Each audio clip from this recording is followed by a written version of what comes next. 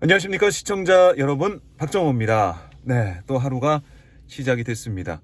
오늘 아침에 많이 춥더라고요. 저도 이제 목소리가 어제 그저께부터 좀 잘 안 나오는 것 같은데요. 그래도 여러분들을 만나기 위해서 또 휴대폰을 들었습니다. 자, 국민의힘의 당직 개편, 이 새로운 인선 이후에 국민의힘이 과연 변할 수 있을 것인지 여러 가지 갑론을박이 벌어지고 있는 것 같더라고요. 그러던 중에 이준석 전 대표가 어제 국회에서 기자회견 열고 윤석열 대통령이 변화해야 된다, 국정 기조를 바꿔야 된다, 또 이 해병대 최상병 순직 사건을 비롯해서 외압 의혹, 또 여러 가지 국정을 운영할 때 보였던 이념 전쟁들, 이런 것도 이제 그만해야 된다라고 강조를 했습니다. 그러면서 이준석 전 대표가 눈물을 보이기도 했는데, 그만큼 절실하게 호소를 한다. 결자 해제해라. 윤 대통령이 이제 의원들이 자유롭게 말할 수 있게 반비노의 저주를 풀어달라, 이렇게 표현까지 하면서 강하게 또 얘기하고 호소하는 모습을 볼 수가 있었습니다. 여기에 대해서 홍준표 대구시장 같은 경우는 이거 할 수 있는 말이다, 시의적절하다라고 얘기하면서도 이 당내에서는 우리끼리 끼리끼리 문화가 있어서 받아들여질지는 모르겠다, 이런 얘기를 했어요. 그 말은 뭐냐면, 국민의힘 내부에서 바꿔야 된다, 이렇게 가야 된다 얘기가 나오고 있지만, 이 주류 세력들, 주류 인사들이 똘똘 뭉쳐가지고 우리끼리 잘하면 된다, 이런 얘기를, 그런 분위기, 문화가 있다는 걸 홍준표 시장이 지적을 한 것 같아요.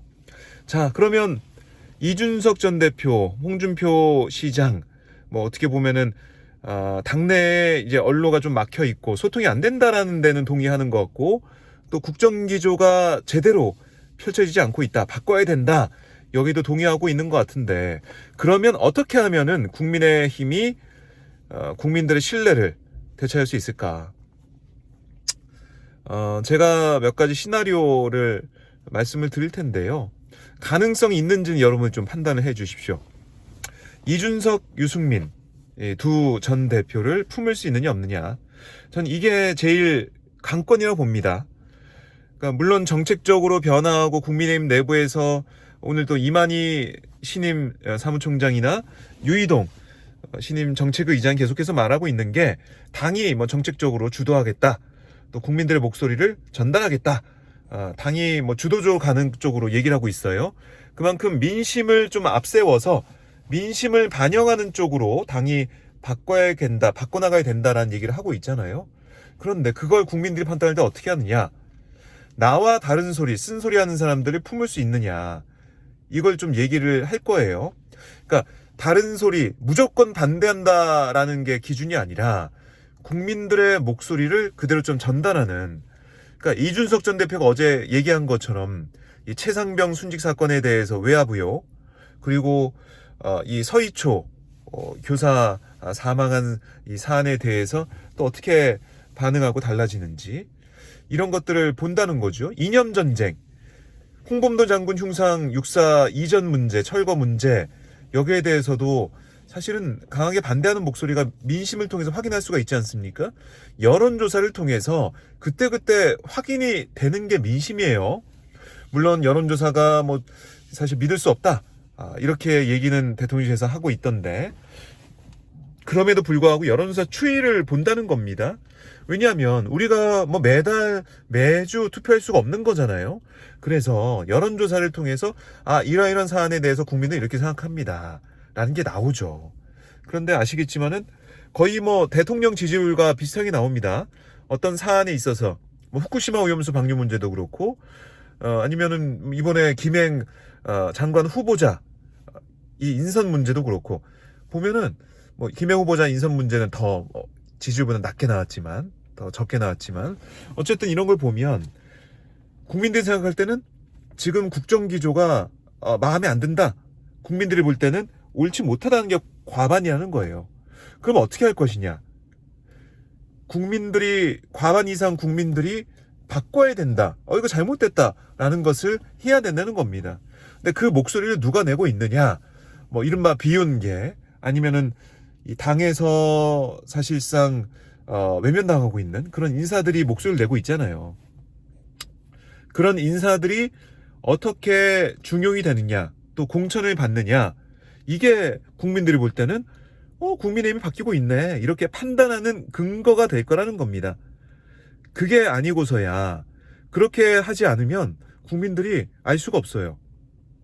뭐 인사를 새롭게 해서, 근데 아시겠지만 지금 윤석열 대통령이 당에 뭐 거의 큰 영향력, 절대적인 영향을 주고 있는 거 아니겠습니까? 총선이 걸려 있기 때문에. 이런 가운데 이 유승민, 이준석 두 사람을 품어내지 못하면, 특히 다른 이 천하용인이라는 이 말로 묶여 있는 인사들도 있지만, 어쨌든 대표적인 상징적인 이준석, 유승민, 이준석 두 사람을 품어내지 못하면 국민들이 볼 때는 변하는 게 아닌데? 당의 목소리 전달한다고 했는데, 당이 주도적으로 한다고 했는데, 근데 어차피 윤석열 당 아니야? 이렇게 생각한다는 거죠. 그러니까 지금 국민의힘 내부에서 목소리를 내고 있는, 이번에도 의총에서 23명 발언 중에 7명 정도가 좀 부정적인, 비판적인 얘기를 했고, 나머지는 단합 단결하자, 이렇게 얘기했다는 거 아닙니까?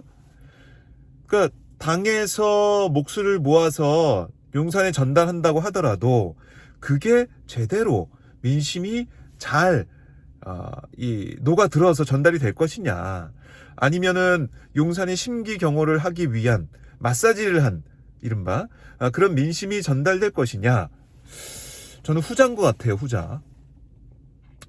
그러니까 지금 보면은 국민의힘 내부, 지금도 이번에 인선된 TK 재선 이만희 의원이 사무총장이 되고, 유이동 의원, 삼선의 평택 삼선 의원인데, 물론 유승민 의원 유이동 의원 같은 건 유승민기였다, 또 수도권 의원이다, 이렇게 얘기하면서 어떻게 보면은 통합적인, 화합적인 인사 아니냐, 이렇게도 얘기하고 있는데, 정책은 정책이라고 하더라도 사무총장 자리가 중요하거든요.